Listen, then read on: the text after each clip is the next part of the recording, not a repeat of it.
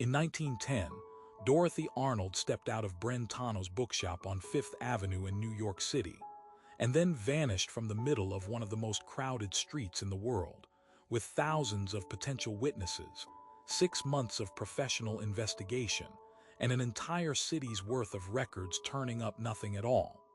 And that is the problem. Dorothy Arnold was 25 years old, the daughter of a wealthy Manhattan perfume importer, educated and quietly determined to become a published writer. Her family did not approve. The month before she disappeared, she submitted a short story to a magazine. It was rejected. She told almost no one. On the morning of December 12, 1910, she left her family's apartment on East 79th Street just after 10 o'clock. She told her mother she was going shopping. She wore a blue cloth coat and a blue hat. She carried $40.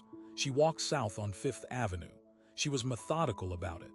At a grocery on 46th Street, she bought a pound of chocolates. At Gorham's, she tried on a gown but put it back.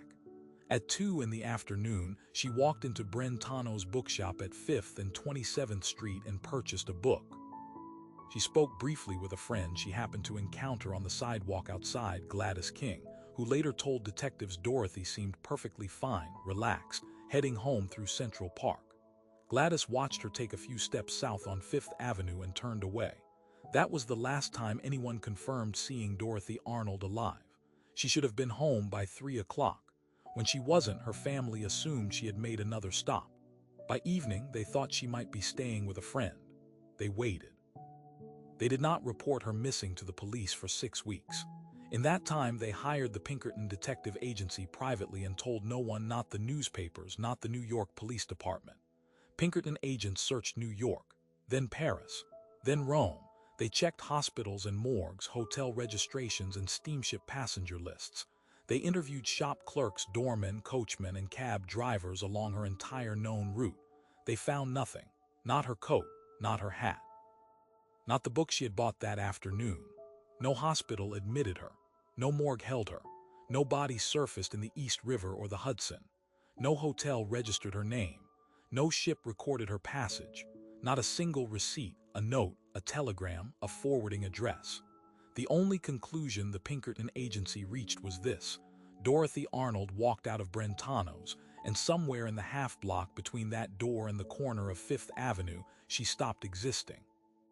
The theory her own family eventually accepted was this: Dorothy had been secretly involved with a man named George Griscom Jr., a 42-year-old socialite she met while studying abroad in Florence the previous year. The relationship was hidden from her parents.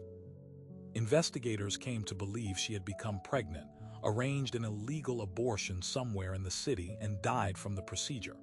Someone, perhaps Griscom, perhaps the practitioner, had disposed of her body to avoid the scandal. George Griscom Jr. was tracked to Naples. He admitted the relationship. He said he had no idea what happened to her. Detectives believed he knew more. They could not prove it. Here is the part that breaks that theory. Dorothy had $40 on her the day she disappeared. That was what remained after chocolates and a book. It was not enough for any medical procedure, legitimate or otherwise. Her bank account showed no withdrawals in the weeks or months prior. No clinic, no physician, no backroom practitioner was ever identified. No woman matching her description died in any medical facility in New York City in December 1910. No anonymous burial record matched her age or description. The abortion theory explains why someone might want to conceal a body. It explains nothing about how anyone could have managed it. Not on Fifth Avenue. Not on a Tuesday afternoon in December, with carriages and pedestrians and shopkeepers on every side. Remember the walk down Fifth Avenue. Broad daylight. Surrounded by people. That part has never been explained, because here is what remains true after 115 years of investigation and speculation. A well-dressed young woman cannot vanish from a busy city sidewalk without someone seeing something. She would have had to enter a building, climb into a vehicle, turn down an alley. Any one of those actions on that street at that hour would have drawn at least one set of eyes, but not a single person reported seeing Dorothy Arnold do anything at all after Gladys King watched her take a few steps south. No transition, No moment between presence and absence. She was there, and then she was not. Dorothy Arnold was declared legally dead in 1921. Her father died certain she had been the victim of an abortion. Her mother never accepted that answer. George Griscom Jr. lived until 1966 and never changed his story. The Pinkerton files were eventually sealed. The case has never been officially closed.